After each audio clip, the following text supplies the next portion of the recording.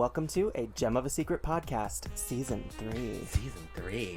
How you doing today, Coco? I'm burning. It's Satan's balls are on my face. Oh, my lord. Just slapping me across the face. Violently.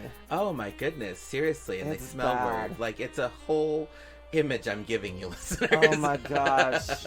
It reminds me of that video that went viral. I am not a goddamn toucan. I am not tropical. I was not made for this heat. I was not made for this heat. Oh, it is so bad. Well, this is the biggest heat wave that Portland's ever seen. We are reaching record temperatures. So, ever since we lived here, Record everything. There was, the big old fires last summer. This, the pandemics happened.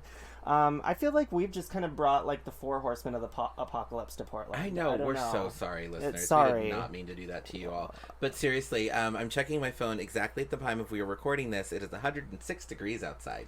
Yeah, it was 111 earlier. Yeah. Which is the record for the city. By the way, it felt like 111. Yeah. Tomorrow might be 115. It's supposed to be the hottest day. Oh my god, I know. I'm like so ready. Yeah. Yes. I can't wait to burn alive. So comfortable. What toasty. Yeah. Speaking of comfortable, Coco, what are you wearing? Oh my god, nothing. I am wearing nothing. I don't even have boobs on. I have no body. I'm literally, my gut is covering my poussée, and I just have this really long, beautiful bob on that stops right at the shoulders, because anything touching me right now makes me want to die. And instead of actually painting my face, I'm just wearing these really cute sunglasses, like the first episode of Camp Wanakiki Season 3 that Queen Faraz was wearing, and then my lips have a light pink. Oh, nice. Well, for me, get this. My hair's up out of my face in a mohawk, and I also have a full-on bikini just made out of ice packs. Keeping my dirty bits cold. She's keeping her dirty bits cold. Her dirty bits. The filthy pillows are frigid. The rest of my body, sweat. Oh my goodness. Thank you all for listening to A Gem of a Secret podcast now for 3. This is going to be going into our 3rd season, and we're so excited. We have a bunch of new things planned for you all, and like trying to get new content out there. We want to bring you more interviews. Lots more interviews. We want to bring you different concepts and series like we do, like how we did our Pride series and our True Crime series, and then we did the movie series that we did. That was really fun. And pop culture references, and we did a lot of stuff about the campaign, like a lot of political conversations. Last year especially, I felt like we had to do those political conversations. It was the election year. But yeah, we're gonna focus a lot more on drag too. Yeah, absolutely. Around, especially because now we'll have things to talk about with drag, because like before it was like, oh yeah, what did you do for digital drag this week? Yeah, right. I know. And we had that because like our seasons end in June, and so we did have a few months obviously before the pandemic started before we could talk about these things. But like we've been like actually for this last year since our podcast, like it's been mostly just quarantine. Yeah. So we're really excited to be able to take our masks off so you can hear us better. We did film the podcast with our masks on because we believe in health and safety. That's why the sound quality is so bad. We just sound muffled. That's all it is. That was all it was. That's all it was. Nothing else. There was definitely no learning curve to starting a podcast and going full force during the pandemic. I know, honey. Like it's so great. So we're also going to be, so in the first part of this episode, I did want to say we are going to start looking for sponsors again. Yes. If you have things that you want to sell on our website, A Gem of Secret podcast, meaning the, like any of the ads that you want to do, you can hit us up. If you want us to promote your drag events, hit us up. We're only really looking for recurring events because obviously a podcast after 3 weeks, we don't want just one-time events. Yeah, it's gone. Yeah, it's a little gone. If you want us to promote just any specific things, it's all free right now. We're doing this, like, few months free special where we're going to start promoting things. It'll be super cute. We're also going to start talking about other podcasts that we like and you should listen to, so they can then say that you should listen to us too. Do you have one that you have been listening to that you like, that you'd want to talk about to the audience, just like the title or something? Yeah, actually, one of the podcasts, because I can never seem to remember the names of them, so I have been listening to Supernatural with Ashley Flowers. It is it's a true crime podcast that deals with stories that you can't quite they're unexplained mysteries. Like aliens or government conspiracies or like missing persons, just like crazy stuff like that. So that's kind of what I've been listening to right now. Nice. Going along with that theme and also with our interview guests, I've been listening to Let's Not Meet, a true horror podcast. And that's by Andrew Tate, and you should look that up. It's really cool. I really enjoyed the Let's Not Meet Reddit threads, so hearing some of the stories sent in by listeners about like their creepy encounters with like stalkers and strangers is something that kind of I enjoy listening to. But also on that same, literally, apparently me and Donna didn't talk about this, but in the same vein, actually, because it does play into our interview guests. I've been actually listening to, and I know they're Reddit stories about, but I'm watching them on YouTube about animated true horror stories, and they're usually like 4 minutes or whatever, where like somebody like was doing OnlyFans and they found out where they lived and that person tried to kill them. Or somebody was like, oh yeah, I did an Airbnb and then like I happened to go to lunch or whatever and my neighbor got killed, like stuff like that. So I've been watching those because I've been super into horror and gore recently. That's pretty much what Let's Not Meet is, except it's just all in an audio format. Yeah. It's funny, I do listen to it. I love those. So, by the way, as we said twice now, we are going to start off season 3 with a special guest. Yes, we have a very special interview for you tonight. But before we bring them on, because some things certainly don't change, and I always forget, but Donna, how are you doing this evening? Oh, Coco, I'll let you know after our brief commercial break.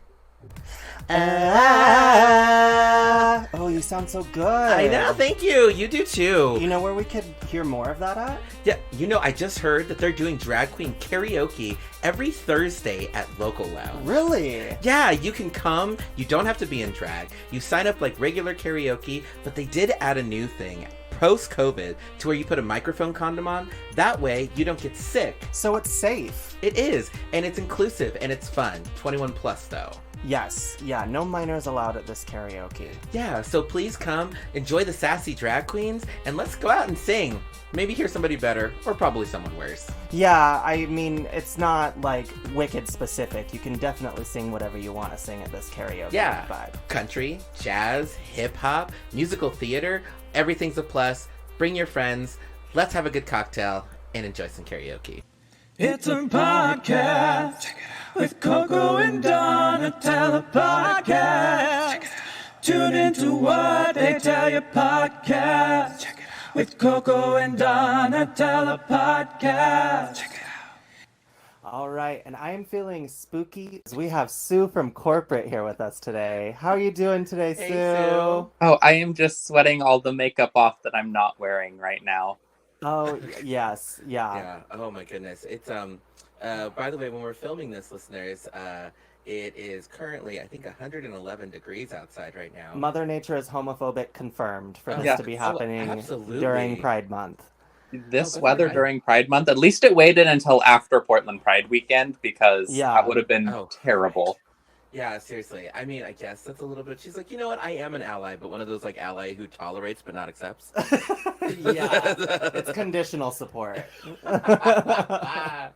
Yay. So every single corporation. Yes, yeah, exactly. Which reminds us of your new name, Sue from corporate. Yeah. So let's actually start at your beginnings. Like, so how did you get into drag, and how did you choose your first drag name? So I actually got into drag during college. I was a sculpture major, and I had this project that I was working on where we had to create a piece that was like process-based. So I had the process of like creating the character of, at the time, it was Suicidal, who was like meant to be like this like evil, like crime boss, crazy drag queen. Which is kind of what Sue from corporate has evolved into, and like always how I wanted it to be. And when I started off, I was an absolute mess. Obviously very depressed, that name alone. And was also very into like just doing like shocking things for the sake of doing shocking things. And I'm like, no, it's art. It's art. And I was like, and now I look back at it and I'm like, oh, this was real cringy. Real cringy. Yeah, I remember the very first time, actually, one or first two times I ever saw you performed, you were at Legacy doing that Julie Andrews number thing, Seven Rings number. Yes, yes. And whatever, and it was you were well, because you still are, but you were like the tallest heels possible, complete concept number, and I remember being so incredibly intimidated of this person, because I was like, oh wow, so they do drag for real, like they like doing this. I think you were dressed as the devil when I met you, and it was at CC's. Yeah, that explains checks a out. lot, honestly. Yeah. That tracks. That tracks. Yeah, that tracks. That's accurate. Oh my goodness. I Wait. was like, she's real cool. Yes. Oh yeah. Absolutely. I need to get to know her. So how long have you been performing in drag? I guess literally it will have been 4 years as of this Pride. Oh Oh wow. Yeah. Wow, you are really advanced for 4 years. Yeah. Seriously, Yeah, good heavens. Holy Well, shit. thank you. Yeah. It's been a journey, most definitely. I look back at those that 4 years ago Pride photo I posted the other day, and whew, it is a journey. The point that I've gotten to, I also was like, all the other like previous photos, I was like looking as grumpy as possible in, and now I'm just like this big campy smile ear to ear in every single photo. So it's been a journey. It's been a nice journey of 4 years. That's awesome. Definitely. I really do appreciate that. So, so a couple like so let's get into the we'll go back to your history a little bit, but let's get into the why did Suicidal change their name to Sue from Corporate?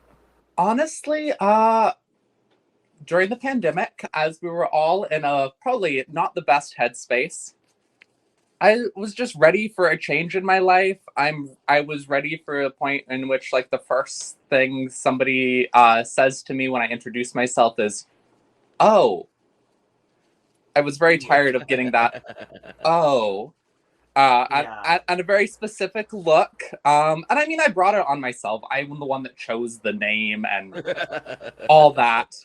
But I was just ready for a change. I was ready to grow from that like negative Capricorn energy of just being like depressed all the time and that being my only personality trait to the positive Capricorn energy of being a workaholic, which I already was.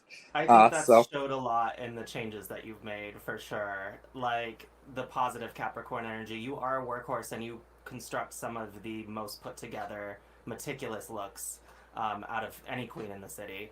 So Yeah, absolutely. Absolutely. I am so impressed with your ability to create costumes, not just specifically with sewing, but literally creating, like from to stoning to sewing to like everything under the everything in the ring, and I just think that that's well, so thank amazing you. because I'm not creative literally at all. Most of my concept numbers come from inspirations of other people, which I know you can still be an artist doing that, but a lot of the stuff that I see you do, I'm just like, oh my goodness, where does it come from? yeah, where does it come from? I'm really obsessed with pop culture and just every like all I see a bunch of different pop culture references and I'm like, I'm going to turn that into a number. I'm going to turn that into a number. I also started off like making costumes. I really wanted to be a cosplayer when I was younger and like go to all the conventions. But the geek community has weird gatekeeping and homophobia in it. Mm-hmm. And honestly, I found cosplaying kind of exhausting because I was like recreating somebody's creation rather than making my own twist on it. And even if I still do that kind of in drag sometimes with some of my costumes, it's always now my own spin on a pre-existing character and like either gender bending them and creating something new and silly out of either a pre-existing character or my own creation. Well, I'm always excited to see when you take those references and filter it through the mind of Sue from Corporate because I never know what to expect. So I'm always excited on my Instagram feed for when you have a new look coming up, and this Pride look in particular was everything. So Oh, I, you. yeah, gotta give you so many props there. Yeah, for that one, I really wanted to like lean into the 80s like Club Kid references and like Lee Bowery and like this ugly fashion, but like fun ugly fashion, Mm-hmm. and just do something different. I wear a lot of big poofy gowns because I like making big poofy gowns because they're fun. But it was cool making like a jumpsuit, and it wasn't just like a traditional like drag bodysuit out of stretch fabric. Mm-hmm. No, this was all quilting cotton. And I also wanted like it had to have that symbolism of where it's like quilted together, like the queer community is kind of like this quilted together thing. We all come from different backgrounds, and we're kind of all quilted together into like the same cloth. And then my mom helped me make that cloth, and then I cut it all up and made something new out of it. It was fantastic. Yeah. Yeah. So let's get into your folks a little bit. I've had the pleasure of interacting with your incredibly proud parents recently. How did they deal when you came out of the closet? Really well, honestly, considering I texted my mom one night when I was away in college. I mean, it was always pretty obvious that I was gay. And like my mom afterwards has told me, it's like, we always knew you were at least bi. I figured it was that. And yeah, well, I wanted to come out a lot sooner, but being from Bend, Oregon, it's definitely the smaller conservative part of Oregon. And I had a pretty conservative upbringing, and my grandparents were definitely pretty conservative, like that, the country club, all that kind of culture. And I mean, they even were much more supportive than I ever expected. So it was a lot of being scared for nothing, because I've been lucky enough to have that support. My dad was mad that I didn't text him first. Your dad seems like a goofy character, stern too, in a good way. He is definitely a character. Yes. I've had the pleasure of interacting with him a lot recently, and he's fun. And so how does your family like kind of inspire and influence your drag, and how are they as far as I've seen it before, but I want our audience to know how supportive they are as well. Yeah. Well, my mom is the one that taught me to sew. Like growing up, she'd always make all of me and my sister's Halloween costumes. So like we'd draw something for her, and then she would make it for us for Halloween because she didn't want us to have store-bought costumes. No, she wanted us to be able to create our own costumes. So I've always like had that support in like creating costumes and fun things like that. And then when I was 16, she taught me to sew, and now every waking hour is just sewing, which I couldn't have done without her. My dad he built like all the sets when I was in drama in high school. He also is the one that taught me to like fabricate all kinds of things. And when I wanted to get into cosplay, he's like, "Ooh, I'll get into it too." So he took all the time to learn how to construct all this like foam armor and things like that. And he actually now sells like foam armor on Etsy just for the fun of it, because he's like semi-retired, and he's like, "I like making things. It's kind of cool." So we're kind of just a family, I guess. And then like my younger sister's in fashion school right now, so we're just kind of a family of people that like making things. Yeah. Wow. I mean, that's so really cool. Like that, we're gonna on our website, www.hmofasecretpodcast.com. I'm gonna be posting a picture that's the very first show, corporate takeover at a local lounge. She had a costume that I think her dad constructed the wings, right? Or yes. Like the back piece. Yes. Yeah. Yep. And so I'm going to be posting that on our website, folks. It is literally the coolest costume I've ever seen. Literally ever seen. Like it's so high class. We should also put her dad's Etsy shop on there as well for the armor, because that would be cool. Oh yeah. Yeah, for people to check that out. Send us the link and we'll put it on our website too. Yeah, definitely. So also going back to your drag beginnings, Honey Hart is your drag mother. Do you want to tell us a little bit about how that came about? So Honey was the one that gave me my first ever gig back in Pride 2017 when I went to the Superstar Divas in Pride, and God, I was feeling myself, but looking back, I looked like a hot mess. Like we all do when we first start off. But I'm wearing a costume that I'd made myself, and like a corset that I'd made out of like plastic. It was really cool.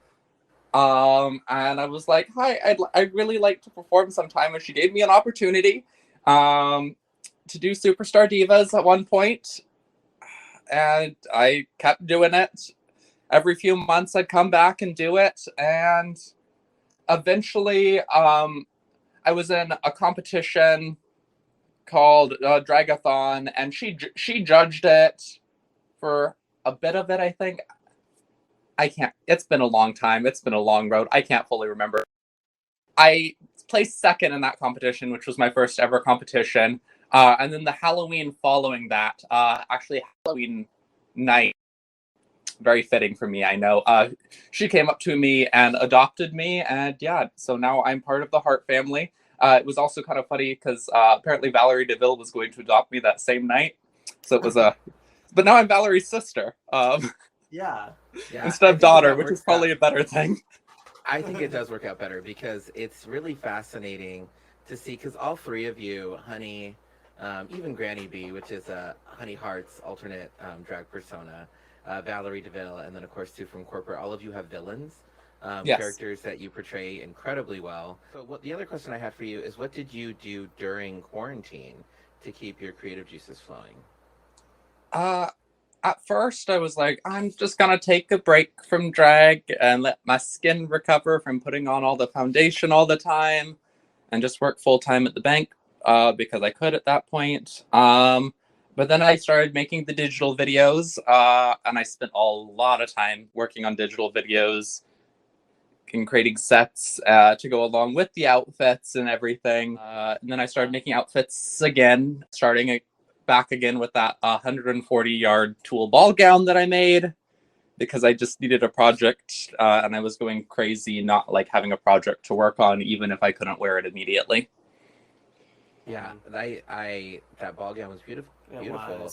Because you are the emeritus winner of the veteran category of the local lounge lavish pucker pageant. I am, yes. Yes, gosh, that title is such a mouthful. It is such a mouthful. As yeah. well as the emeritus of Scream Queens, right? That I was the am, first yes. one? Yeah. Yep, I am the winner of both. Yep. Oh, wow. And then you also won something else. No, I've competed a lot in a lot of other things, but I've not won anything else. Yes, okay, that makes sense. Yeah, I'm a very competitive person and I like competing. And I got second in a lot of things. It just took until Scream Queens for me to finally win something. I think it's funny because from what I heard from you specifically, is you kind of become a nightmare on competition days. Fully. I mean, like I may look like a nightmare on most days, but like I actually act like one during competitions. I kind of have a reputation. I remember Britt was saying that they were going to flee the city if I lost the pucker pageant because they were scared of what was going to happen. It would have been fine. True. The funny thing is, like, that pageant system, everybody who keeps going out for it, who's these like veteran, like hardcore, like kick-ass kind of people, I am so terrified if they lose, because usually what happens is like the veteran will be kind of like really high up there, and then the other veterans are just like kind of people who've been doing drag for a little bit of time, but they never really competed. And so like even in this last one, like it was Britt Neon with Leilani Glamazon, and Leilani is insane, but Britt is really good at drag and the things that she does, right?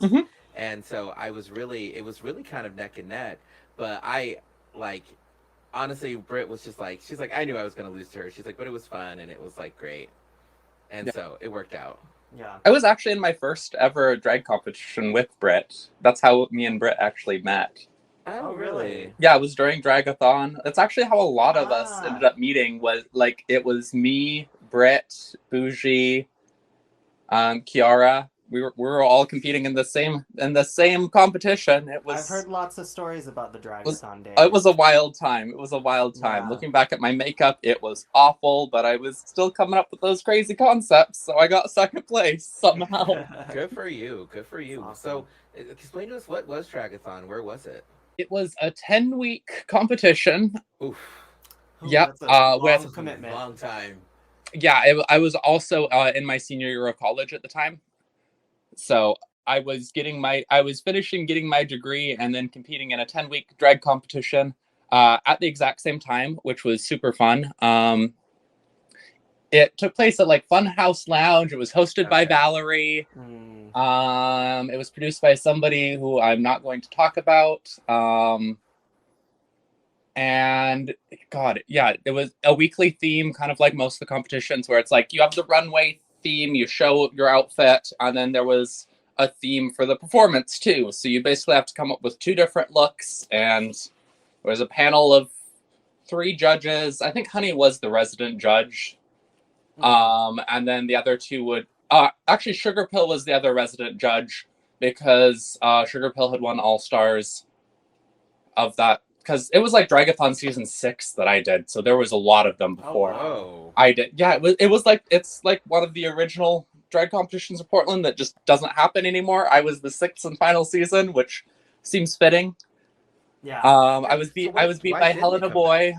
We had both just started doing drag, and it was fun. So. Oh, so why didn't it come back? Many reasons. Mostly involving the producer. Oh, interesting. Okay.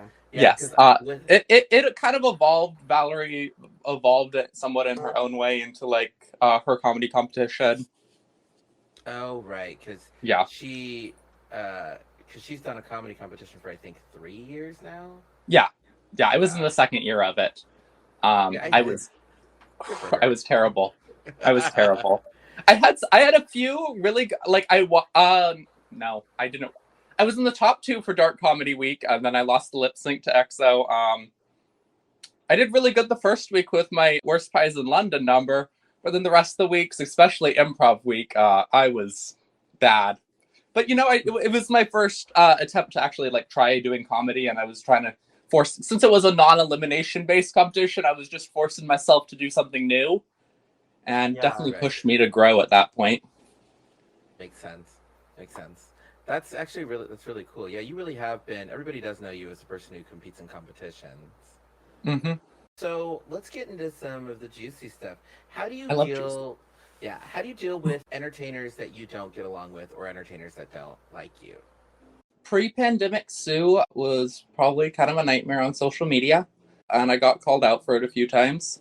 Now I don't care. I don't deal with them anymore. I don't have time to have beef with anybody because I'm too booked to have the time to have beef. Yeah. If people don't like me, that's their problem. There's very few entertainers that I actually have beef with, but all of those are for reasons outside of drag necessarily. There's a few people that act like they have beef with me, and I'm like, no, I don't. I don't have the spoons to put energy into having beef with you. Yeah.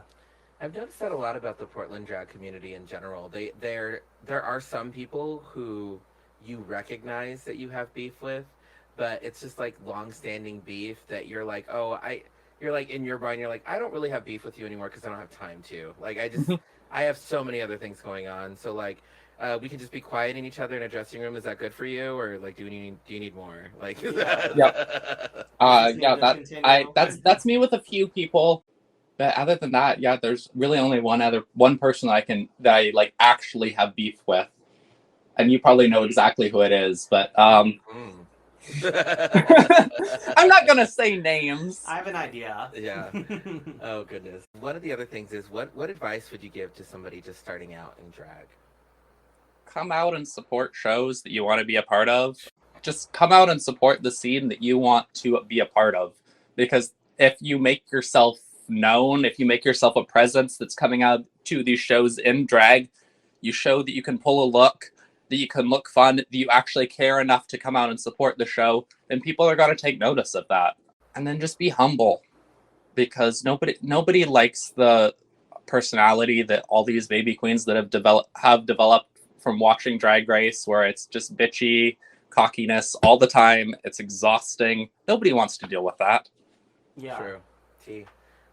I absolutely believe in that, and because it's one of those things too, where with new entertainers on the scene, because there's like a bunch that popped up during quarantine, and then a bunch who moved here at the same exact time, and some of them are really talented.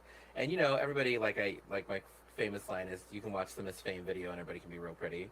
Like, just start like right out of the gate because they have YouTube to teach them how to do drag, right? Yeah. And so they do, and some of them had other skills, like they were a cheerleader or something in high school, and so they can dance, and now they know how to paint well, and that's like 50% of the game right there. But I have noticed that some of the new people don't necessarily take to being humble.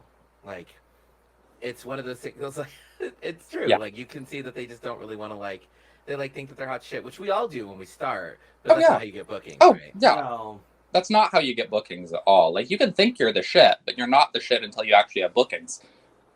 Tea. Absolutely tea. So you've had a show called Sue's Corporate Takeover, and also I know that you're kind of building your corporation in ways with this new name change. What are you looking forward to when it comes to kind of building with this corporate takeover, now that you have this new, like, Sue from Corporate name and persona?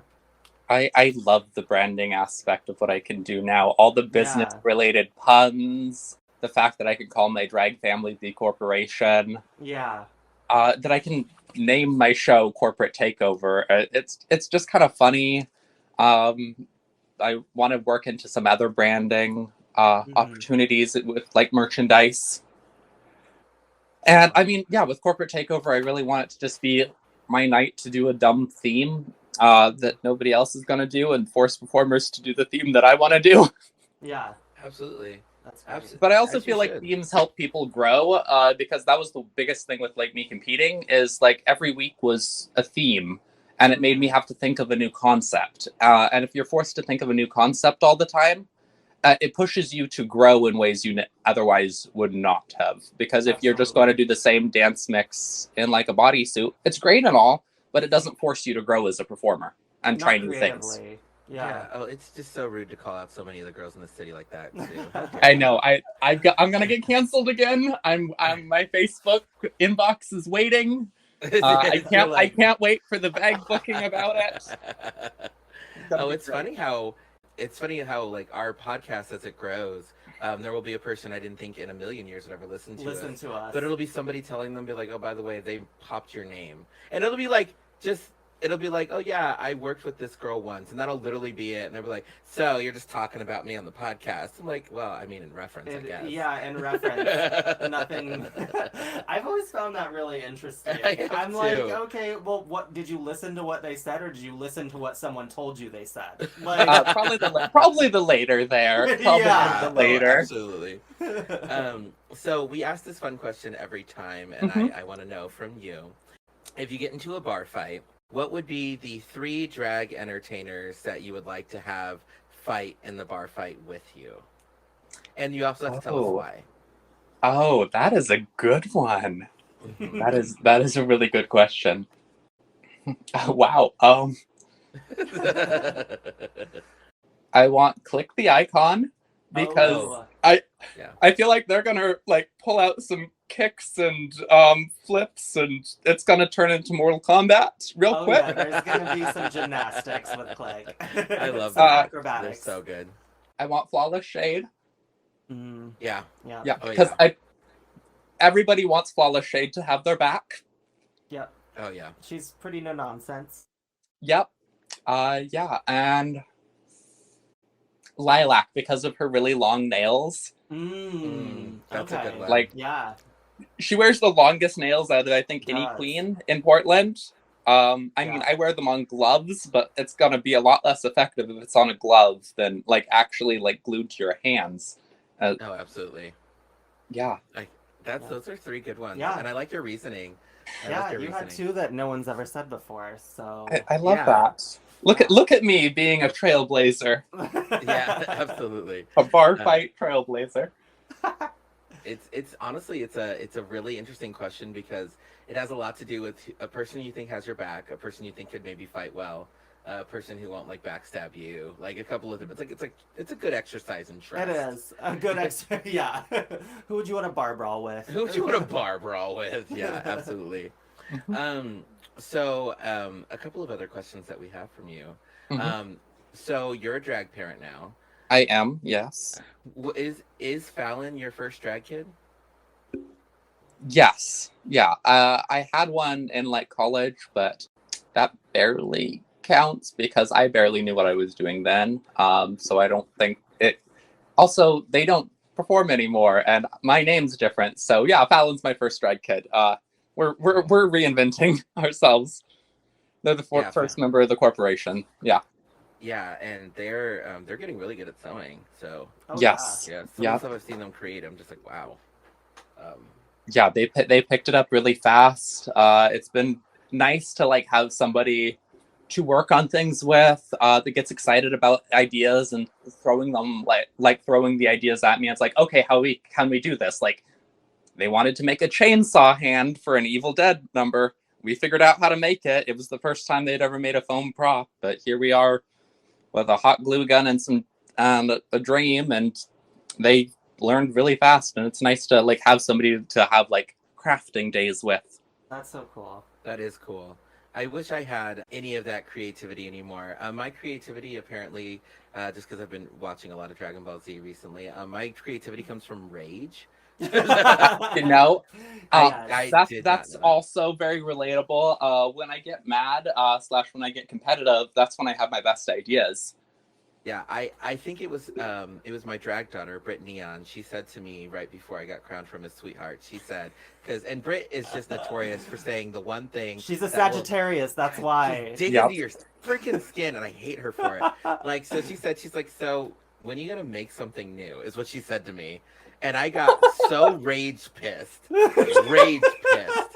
that I created 2 costumes in like 3 days, and I had 0 time to actually make those things. But I remember I went to Walmart during my lunch break at my full-time job of 45 hours to get fabric, and then I got home straight from work, and I was like, I'll show her. Yep. Little bitch. I did. It was terrible. That's hilarious. Oh my gosh. So apparently I'm a Super Saiyan, and I can only make costumes if I'm pissed. Yeah. You know, whatever works. I mean, you still make stuff. Yay. Oh my goodness. So the last couple of questions that we have for you is, what's your 5-year goal with drag? Do you want to be like on Dragula, Drag Race, or do you want to like, you know, perform in New York or whatever is on the docket for Sue from Corporate? Yeah. I mean, ideally, I would love to be on Dragula. Like, that's number one. I would also concede for Drag Race. Neither of them wanted me. I sent in the audition tapes, and I got a nice email from Dragula saying, if at least you made it this far in the process. And this far in the process was a nice email. So, yeah. Hopefully in the future, once I am an attention whore and I want to be on TV and I want to be famous. So, yeah, that's definitely part of my goal. I also really want to start performing outside of Portland more. I love performing in Portland, but I'd love to expand my territory and fame and gain more Instagram followers because the algorithm is really depressing. Oh yeah. I can absolutely see that. I personally have just not been really interested in fame recently. I've been really interested in the coin, which sounds terrible, but then also kind of true. Like right now, like I'm making a good amount of coin doing drag. So good. Followers don't pay the bills. Same girl. All the time. Well, and the thing is, like, the correct followers will help your bills get paid. Yeah. Because exactly. like I just got a booking for like next year. Yeah. They're like, hey, we want to book you for this thing, and that's really great. And like you and I talked about this once too, like about, you know, like why people book people in the city and things like that. And so I'm really happy, like especially in my drag where it's going right now. I do want to be famous, like in the whole like classic like Irina Cara fame. I want to live forever. I do want all of that. But I also like, and I think kind of like you, I want it in the right ways too. I want it to be from hard work, notoriety, from the good things that I put out there, the costumes I make, the jokes I say, the viral moments I have that I appreciate, opposed to the I'm sitting backstage alone in VIP and getting famous that way because I was sitting waiting for my number. Becoming a meme. Yeah, I don't want to become a meme just because I'm doing something silly. Yeah. You know, I'm fine becoming a meme. I do stupid things on stage all the time. That's kind of become my brand. It's true. Somebody needs to turn one of them into a meme. I'm fine going viral that way. You know what? More power to you. Yeah. Just make me viral for my spaghetti tits or something. Oh, the spaghetti tits. Those were fun. Oh, the spaghetti tits. That was my favorite part of the whole like Dragula process, is going to Olive Garden wearing that spaghetti outfit and ordering spaghetti and meatballs and committing public cannibalism. I love that. In the middle of an Olive Garden on a Tuesday night during a pandemic. Did you hear? I just want to know. Did you hear what Shandy Evans did in her video? I've seen the video. Oh, good. Oh, I've seen the entire video. I mean, more power to her. I love oral sex in a video. That you said to the Boulay brothers. Those like Dragula producers, they must watch so many disturbing things, honestly. Oh yeah. Like, I know my filth thing was disgusting. Like, I made poor Fallon vomit 3 times while filming it. Like, Oh. Oh, you should send me and Donatella your video, and then I also have Shandy's video. We can watch it later. We can't post the videos online because I don't know if they actually have finished all of the producing, and they sometimes do call people last minute if somebody has to drop out. So exactly, we won't post anybody's videos, but me and Donna can spend our free time watching those horrific videos. You can watch me make cookies with live mealworms and PBR. There was a lot of there was 500 mealworms all over my kitchen and in my mouth and inside my corset biting me because apparently mealworms bite and they fell down my cleavage and got stuck in the corset and we couldn't get them out until after filming. So I think the title of this episode should be "Apparently Mealworms Bite." An interview with Sue from corporate. I love that. That is the title right there. Do they have a nutty flavor to them too? That's what they I've really heard. do have a nutty flavor to them, honestly. Like a live raw mealworm, not the most delicious thing ever, but honestly, when they were baked in those cookies, I ate the entire tray of cookies and I enjoyed it. Huh. I mean, they weren't the best cookie. That's probably because the PBR and because I used baking powder instead of baking soda because I'm not good at baking. Yeah. Funny. I am not a baker. I can sew things, but I cannot bake. I'm not a baker. Wait. I did. Wait, where do you get mealworms? Pet stores. Pet stores, yeah. Yeah. Oh, I used to have a turtle, and that was what they ate. Oh, it's always a journey for me to get them because I'm very scared of reptiles, and the mealworms are in the reptile section. They are. I do not like reptiles of any kinds other than maybe a chameleon because they have like little Lego people hands. Yeah. Oh, wow. But like snakes, I'm absolutely terrified of snakes. I have to walk past all the snakes to get my damn mealworms. Wow, you must not feel really comfortable in the dressing rooms then. Why do you think I'm always in the corner alone on my phone? Oh my god, she's always alone in VIP. So that does bring us to the end of our episode, but we wanted to know, is there anything that you want to promote, your socials? Actually, please give your socials out for the kids, and then if there's anything that, because this obviously will live on the internet forever, that you want to promote about yourself, like a website or a show or anything like that, you can do that now. Yeah. Oh, most definitely. I mean, I'm not going to give out my social security number for the kids, but you can follow me on Instagram at Sue_from_corporate. I know that Coco hates the underscores more than anything, but I'm going to keep them because I like the spacing that it has. I will, for the foreseeable future, I will be hosting Corporate Takeover at Local Lounge every 4th Tuesday of the month, and it's a fun time and have some dumb upcoming themes. I recently discovered that the 4th Tuesday of December is my birthday. Oh. So I could possibly do a Night of 1,000 Sue show, because we all need more Sue from Corporate. / that'd probably be the worst thing ever, because nobody wants that. T, absolutely T. It's a lot of Capricorn energy for one night. Ooh, yes. I love Zodiac parties. I should probably start doing those. just thought about that. I like Zodiac parties too. Like the Zodiac Killer, 1970s. Oh my god! Yay! So that brings us to the end of our episode, and we want to thank you so much for answering all our buffoonery here on our podcast, the Gentleman's Secret podcast for the kids. Oh, well, thank you so much for having me. Thank you. Yeah, anytime. And yes, folks, please make sure to check out our website at gentleman'ssecretpodcast.com. Absolutely. I'll hopefully remember to include all of the things that I said I would include on this episode. Donna will have to remind me on our website, and we'll have all the links to Sue's socials, so you should see some of these amazing costumes, because, honestly, we could describe them, but it wouldn't do it any justice, because that spaghetti thing was the dumbest thing I've ever seen in my life, and I absolutely do hope there's a picture on the internet with it. Oh, there's many pictures on the internet. Awesome. Eventually, I will be editing down probably the full experience of me going to Olive Garden, because it was like an hour and a half of just me sitting in Olive Garden sipping sangria. I told the waiter to cheese my nudes, Oh. I love that. He also, when he brought out the salad for the table, he asked if we wanted him to toss our salad, which was a moment because he had no idea. He was completely straight-faced, had zero idea that it was meant to be an That it innuendo was at an all. innuendo. I'm Oh just my like God. absolutely cracking up in an Olive Garden dressed as spaghetti.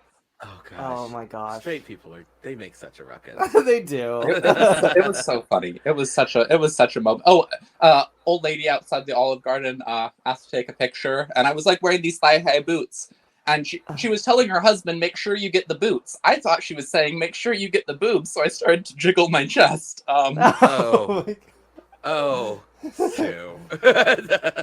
That's the most Sue thing I've ever heard, and I think we're gonna end it there, listeners. Thank you for being our season 3 preliminary episode, our premiere. You can listen to us every Thursday when we decide that we're gonna get some new content put out there for you.